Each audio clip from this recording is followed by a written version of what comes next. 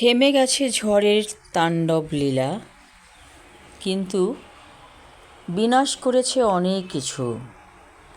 মানুষের জানমালের ক্ষতি হয়েছে, জীবন বিপন্ন হয়েছে, কোটি কোটি টাকার সম্পদ ধ্বংস হয়ে গেছে।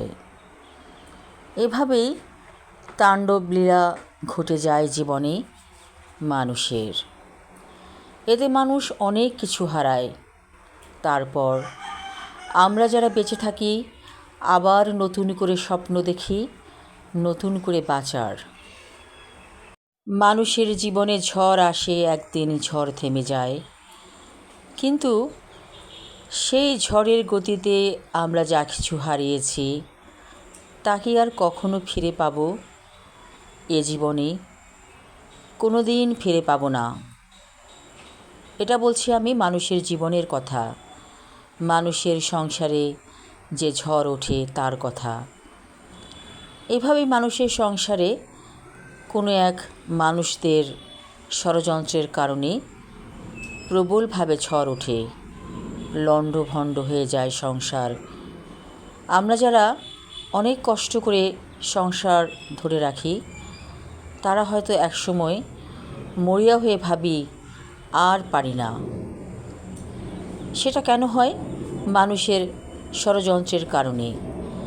আমাদের সমাজে কিছু মানুষ আছে যাদের কাজকর্ম হলো মানুষের পিছনে লেগে থাকা, এবং এই মানুষগুলো সংসারে ঝড় বইয়ে দেয় ষড়যন্ত্র করে। অনেক সংসার ভেঙে দেয় তারা গোপনে। হয়তো মানুষ ভাববে হাস্যকর কথা বলছি, সংসার কি ভেঙে যাওয়ার ব্যাপার? আমাদের মা বাবার আমলে অথবা দাদা দাদির আমলে এমন তো ছিল না। এখন কেন এমন হচ্ছে?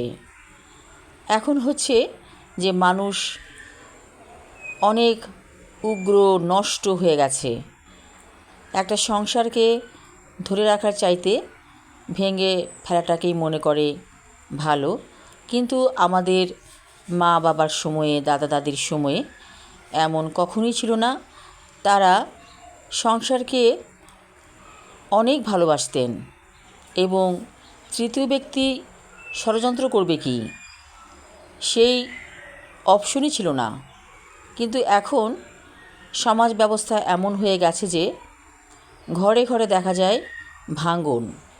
এই যে ঘূর্ণিঝড় যেমন করে সব কিছু লণ্ডভণ্ড করে তছনছ করে দিয়ে যায়, এই ধরনের কিছু মানুষ গোপনে সংসারে ঢুকে পড়ে এবং এরা ষড়যন্ত্রের মাধ্যমে সংসার নষ্ট করে দেয়। যখন মানুষের হুঁশ ফিরে আসে তখন সে দেখে তার অনেক বড় ক্ষতি হয়েছে। যে মানুষটি বন্ধু সেজে জীবনে এসেছিল, সেই ছিল আপনার বড় শত্রু।